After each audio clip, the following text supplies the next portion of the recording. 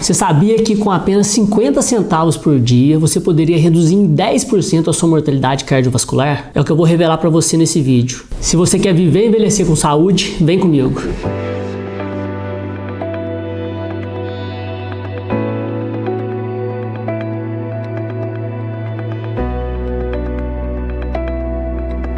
Eu sou o Dr. Alex, sou médico de família e tô aqui para falar de longevidade e envelhecimento saudável. Esse estudo dos 50 centavos ao dia para afastar a sua mortalidade cardiovascular, eu vou voltar nele mais tarde. Mas antes eu preciso entrar um pouco no assunto de qualidade de vida e expectativa de vida.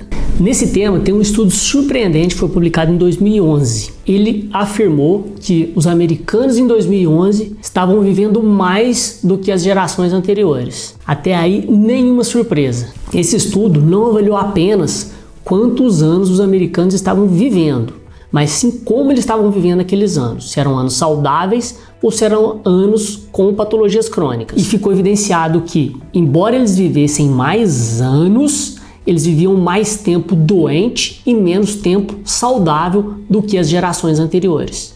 Deixa eu colocar uns números aqui para tentar explicar melhor para vocês. Esses números não são reais, são só um exemplo. Suponhamos que as gerações anteriores vivessem 50 anos, mas que vivessem doente dos 45 aos 50. A geração de 2011 passou a viver 60 anos, mas vivendo doente dos 40 aos 60. Ou seja, acabou perdendo tempo de vida saudável e ganhando tempo total de vida. Nesse contexto, é interessante a gente falar de uma campanha lançada pela Associação Americana do Coração, que era uma campanha que se baseava em 7 passos. Com esses 7 passos, tinha-se o objetivo de reduzir em 20% a mortalidade cardiovascular.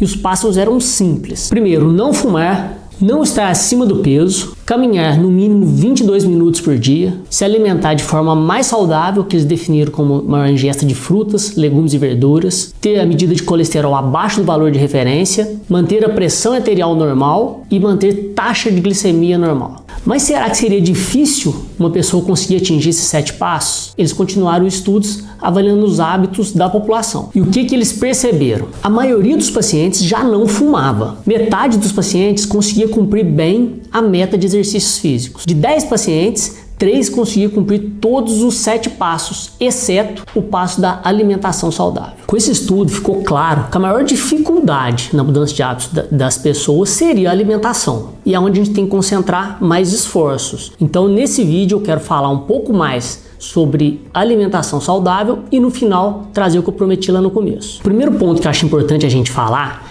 é a relação do chamado vício em comida. Quando se compara o chamado vício em comida com vício em drogas, é claro que existem algumas diferenças, mas são pontos mais técnicos e eu queria abordar esse assunto de uma maneira mais geral e mais prática. Você já deve ter tido a sensação que simplesmente não consegue passar mais tempo sem comer doce. Hoje a gente já sabe que o açúcar é capaz de ativar o centro da dopamina, assim como algumas drogas. Mas o que é essa tal de dopamina? A dopamina é um neurotransmissor, ou seja, uma substância que é liberada dentro do nosso cérebro. E a função dela é dar a sensação de recompensa ou de prazer. A dopamina é ativada para incentivar comportamentos que são importantes para a preservação da nossa espécie, como a alimentação, sexo, ingestão de água. Ou seja, a dopamina faz a gente encontrar prazer nas pequenas coisas da vida. Se o nosso eixo cerebral de prazer e recompensa está funcionando bem, a gente vai ter prazer no encontro com um amigo, num abraço, no sexo, na alimentação, na atividade física, em todos os pontos da nossa vida.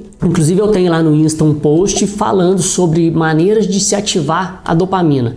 Dá uma olhada lá que é bem legal. Eu vou deixar o link aqui na descrição, confere lá e aproveita para me seguir. Voltando para a relação do açúcar com a dopamina, tudo isso era visto de forma muito mais subjetiva, até que um estudo conseguiu ligar a sensibilidade à dopamina em obesos e não obesos. O estudo demonstrou que quanto maior o peso do paciente, menor era a sensibilidade dele à dopamina. É como se o cérebro fosse estimulado continuamente e acabasse gerando uma resistência. Ele vai ficando indiferente a estímulos que antes geravam prazer. Da mesma maneira que ocorre com o uso de drogas. Qual o resultado disso? Quanto mais fraca a resposta à dopamina, maior a chance de se comer de forma exagerada. Afinal, a alimentação não traz prazer. A falta do prazer leva a buscar mais alimento. A busca por mais alimento piora ainda mais a sensibilidade do eixo de dopamina. E isso acaba virando uma bola de neve, levando sempre a buscar mais alimento para ter o mesmo prazer que se tinha antes. E isso, em termos alimentares, não é exclusivo do açúcar, mas acontece também com a gordura. Mas o que o açúcar e a gordura têm em comum? Por que os dois geram o mesmo efeito? São alimentos que têm alta densidade energética ou alta densidade calórica. E o que isso quer dizer? Em uma pequena porção de um alimento gorduroso ou açucarado, a gente tem uma grande quantidade de energia. Ou seja, o que importa não é o total de calorias da refeição, mas sim o total de calorias por volume, ou seja, a concentração de calorias. Mas o que a gente pode tirar de prático dessa informação? Da mesma forma que os alimentos com alta densidade calórica causam a perda de sensibilidade do eixo dopamina, o inverso é verdadeiro. Os alimentos que têm baixa densidade calórica, ou seja, eles têm poucas calorias de um volume maior, vão ter a capacidade de melhorar a sensibilidade do nosso eixo de dopamina, fazendo com que a gente volte a sentir prazer na alimentação. E o melhor, a sensibilidade aumentada do eixo de dopamina não se limita ao prazer da refeição. Então a pessoa que está com esse eixo bem sensibilizado acaba encontrando mais prazer em outros pontos também da sua vida. Uma dieta saudável pode ajudar até a combater a depressão, te levar a ter uma vida mais plena, te ajudando a encontrar satisfação, prazer e felicidade em tudo que você faz, e não apenas no que você come. Nesse ponto você pode estar se perguntando, então para eu ser feliz, eu tenho que ter uma dieta só de vegetais? Eu tenho que parar de comer carne? Bom, vamos entrar um pouquinho mais nessa discussão. Quando a gente está falando em alimentação saudável, é muito comum essa briga de um lado, dieta carnívora, de outro lado, dieta vegetariana. Mas talvez esse não seja o ponto mais importante. Bom, a gente não tem dúvida hoje em dia de que uma dieta baseada em vegetais integrais é a melhor dieta para a gente atingir a saúde e longevidade. Mas é importante destacar que dieta baseada em vegetais integrais é diferente de dieta vegetariana. Vamos ver o caso da Índia como exemplo.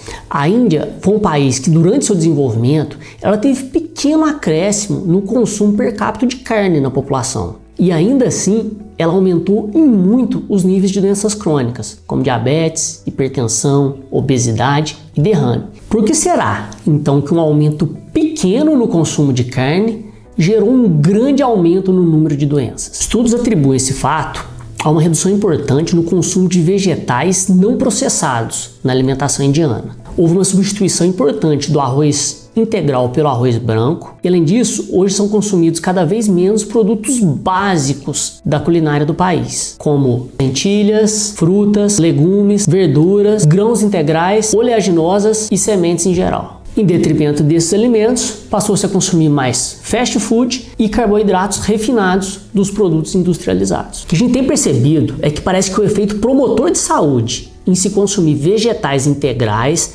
parece ser mais importante do que o efeito promotor de doenças em se consumir alimentos de origem animal. Em outras palavras, é mais importante aumentar a quantidade de vegetais integrais na sua alimentação do que deixar de comer carne. Então, quando se fala em dieta baseada em vegetais integrais, não podemos esquecer que é uma dieta baseada em vegetais, não necessariamente exclusivamente vegetariana, e são vegetais integrais, fugindo de carboidratos refinados e produtos ultraprocessados. Sei que esse é um assunto polêmico, então vou deixar aqui embaixo a referência de um livro do Michael Greger, que é um livro base nesse tipo de dieta, que é a dieta baseada em vegetais integrais.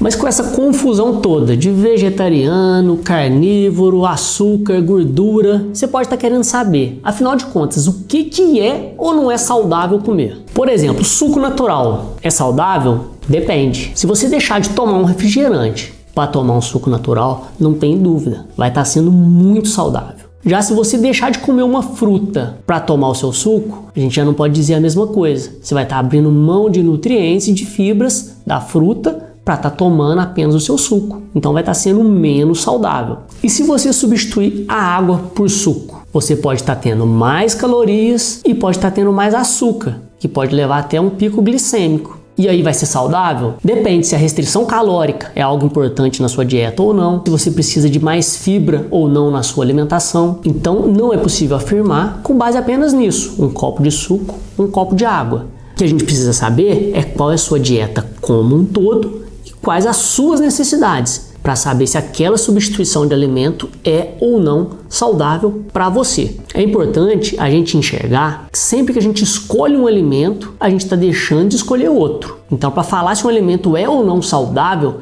isso precisa ser comparativo. Bom, mas se a resposta à pergunta sobre um alimento ser ou não saudável não é tão simples assim, o que você pode fazer na prática? Se você não tem nenhum problema de saúde, nenhuma necessidade específica e quer saber como é uma dieta saudável da maneira geral, você pode se basear em diretrizes. Se você pode abrir mão do refrigerante para tomar um suco, melhor. Se você puder tomar água e chupar uma laranja depois com o bagaço, melhor ainda. Vai depender do seu objetivo e do que você é capaz de fazer, no que vai te trazer o prazer também da alimentação. Já se você tem um problema de saúde específico e precisa fazer alguma restrição, se você tem uma doença renal, se você é diabético, hipertenso ou tem alguma doença crônica específica, talvez você precise de ajuda do profissional, ideal para o seu caso.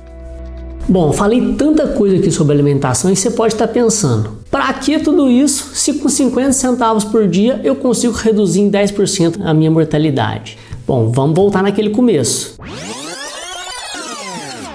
Você sabia que com apenas 50 centavos por dia você poderia reduzir em 10% a sua mortalidade cardiovascular? E baseado em que eu estou falando isso? Foi realizado um estudo na Universidade de Harvard com o objetivo de responder a seguinte pergunta: alimentação saudável é mais caro ou mais barato? Eles avaliaram a relação custo-benefício de diferentes alimentos no mercado americano e calcularam seu valor nutritivo por dólar. Os alimentos que tiveram maior valor nutritivo para cada dólar gasto foram as oleaginosas, feijões, alimentos à base de soja e grãos integrais. E os de menor valor nutritivo por dólar, ou seja, ficaria mais caro atingir a mesma nutrição, foram as carnes e os laticínios. E o resultado final do estudo foi a estimativa de que, se cada americano gastasse 50 centavos a mais por dia em frutas, verduras e legumes, a mortalidade cardiovascular diminuiria 10%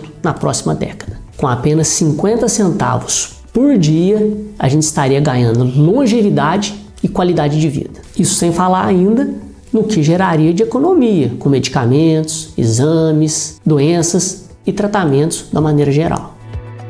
Bom, a gente vai encerrando por aqui, mas como sempre eu queria deixar algo prático que pudesse trazer um impacto na sua vida e na sua saúde. A gente conversou sobre como escolher ou não alimentos saudáveis e levantou a ideia de que sempre que você opta por um alimento, você está abrindo mão de outro. Eu queria te fazer o seguinte desafio: pelo menos uma vez por semana, troque um alimento não saudável por um mais saudável. E depois me conta como foi. Se inscreve aqui no canal, compartilha esse vídeo, deixa seu joinha e até o próximo vídeo.